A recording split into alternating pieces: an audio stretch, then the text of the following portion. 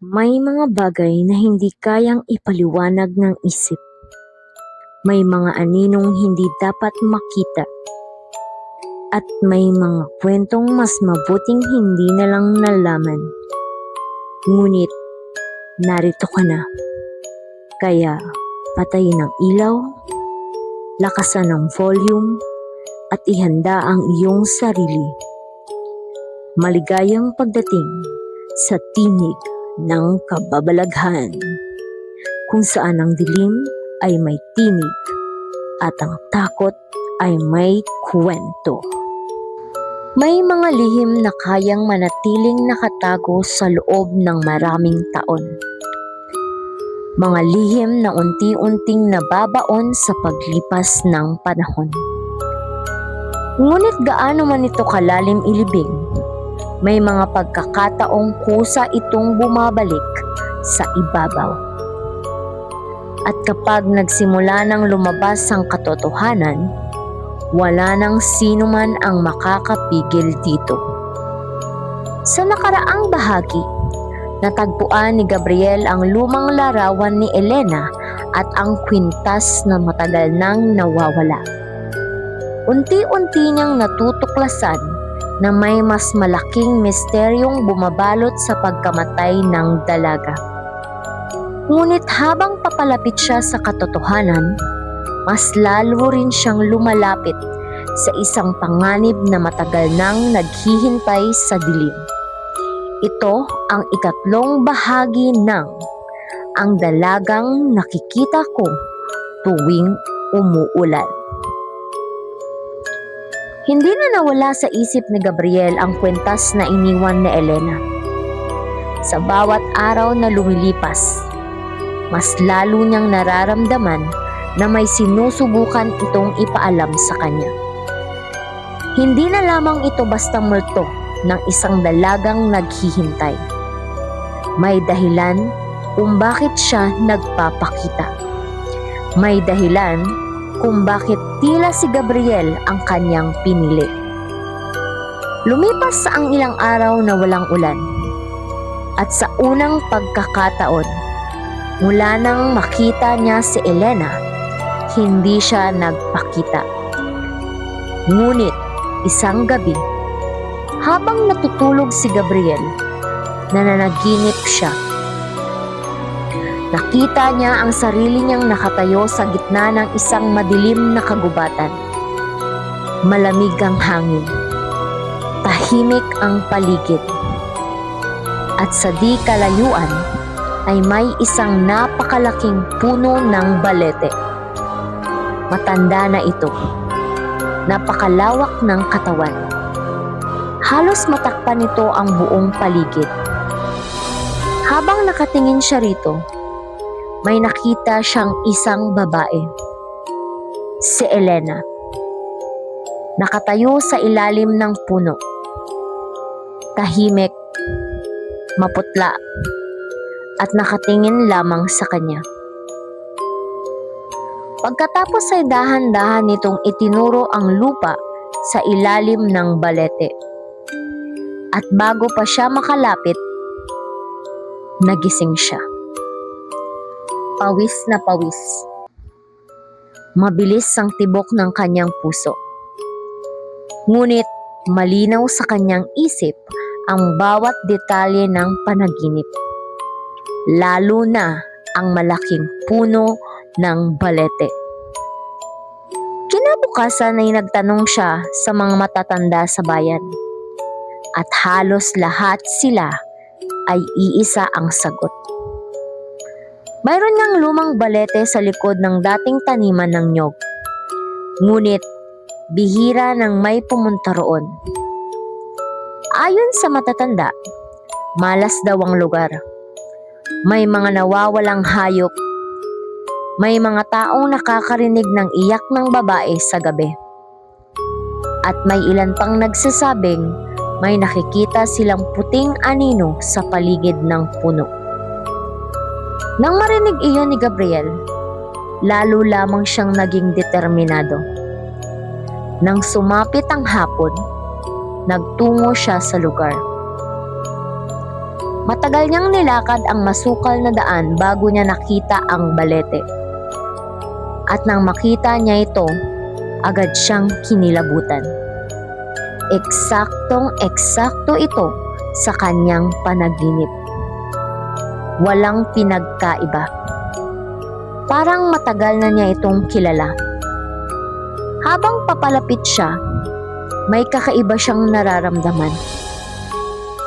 Parang bumibigat ang hangin. Parang may mga matang nakamasid sa kanya mula sa bawat sulok ng kagubatan. Ngunit ipinagpatuloy pa rin niya ang paglapit.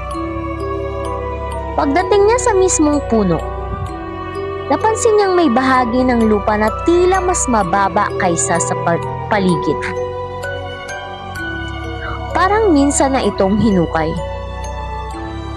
Hindi niya alam kung bakit, ngunit may nagsasabi sa kanyang doon siya dapat tumingin. Kumuha siya ng kahoy at nagsimulang maghukay. Ilang minuto ang lumipas, wala siyang nakita. Ngunit habang palalim ng palalim ang hukay, may tumama sa kahoy. Isang matigas na bagay. Tumigil siya at dahan-dahang inalis ang lupa. Nang makita niya kung ano iyon, nanlamig ang kanyang buong katawan. Mga buto, kalansay ng tao. Napaatras siya. Hindi niya alam ang gagawin. Ngunit may isa pang bagay na nakabaon kasama nito. Isang kalawanging relo. Sa likod nito ay may nakaukit na pangalan. Mateo. Parang tumigil ang mundo.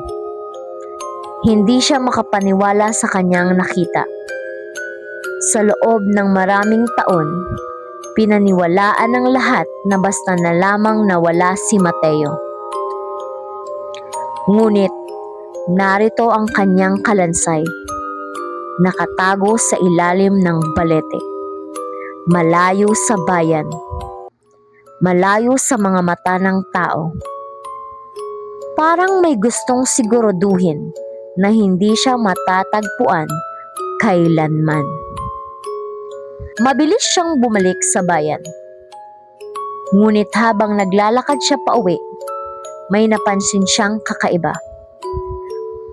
Parang may sumusunod sa kanya. Tuwing lilingon siya, wala namang tao. Ngunit hindi nawawala ang pakiramdam. Parang may kasabay siyang naglalakad sa gitna ng dilim. Pagdating niya sa bahay, agad niyang isinara ang lahat ng pinto at bintana. Ngunit hindi pa rin siya mapakali. At nang sumapit ang 12:00 ng gabi, nagsimula ang ulan. Mabagal sa una, hanggang sa tuluyang bumuhos. At kasabay nito ay ang pamilyar na pakiramdam. May taong nakatayo sa labas. Nang silipin niya ang bintana, nakita niya si Elena. Ngunit iba siya ngayon. Hindi na siya mukhang malungkot. Hindi na siya mukhang naghihintay. Sa unang pagkakataon, nakita niya ang takot sa mukha nito. Nakatingin ito sa likuran ni Gabriel, hindi sa kanya. Parang may ibang bagay sa loob ng bahay. Dahan-dahan siyang napalingon. Wala. Ngunit nang muli siyang humarap sa bintana, wala na rin si Elena. At sa sandaling iyon, may narinig siyang mabagal na yabag mula sa ikalawang palapag. Isang bahagi ng bahay na walang tao. Isa, dalawa, tatlo. Mabigat, mabagal. Parang may kung sinong naglalakad sa taas. Nanigas si Gabriel. Wala siyang kasama sa bahay. Sigurado siya ron. Ngunit malinaw na malinaw ang tunog. Unti-unti itong lumapit sa hagdan at nagsimulang bumaba. Isang hakbang, isa pa, at isa pa. Parang may mabigat na paa na tumatapak sa bawat baitang. Hindi siya makagalaw. Pakiramdam niya ay nanigas ang buong katawan niya. Hanggang sa tumigil ang mga yabag sa ibaba ng hagdan. Tahimik. Napakatahimik. At pagkatapos, may narinig siyang mahinang tunog. Parang hinihila ang isang mabigat na bagay sa sahig. Dahan-dahan, palapit sa kanyang silid. At sa ilalim ng pinto, may aninong unti-unting lumitaw. Isang aninong hindi kanya at hindi rin kay Elena. May ibang bagay na nagising matapos niyang matagpuan ang labi ni Mateo. At pakiramdam ni Gabriel, hindi nito gusto na mabunyag ang katotohanan. Natagpuan ni Gabriel ang isa sa pinakamalaking lihim ng bayan. Ang pagkawala ni Mateo ay hindi pala isang simpleng pagkawala. May nagtago sa kanya. May gustong ibaon sa limot ang nangyari. Ngunit habang papalapit siya sa katotohanan, may mas madilim na puwersang nagsisimulang kumilos mula sa anino. Ano ang nilalang na sumusunod kay Gabriel? Ano ang koneksyon nito sa pagkamatay ni Mateo? At bakit tila natatakot si Elena sa bagay na iyon? Sa susunod na bahagi, magsisimula ng mabunyag ang tunay na bangungot na nakatago sa likod ng pag-iibigan ni na Elena at Mateo. At doon, malalaman ni Gabriel na hindi lahat ng multo ay dapat katakutan. Maraming salamat sa pakikinig sa Tinig ng Kababalaghan.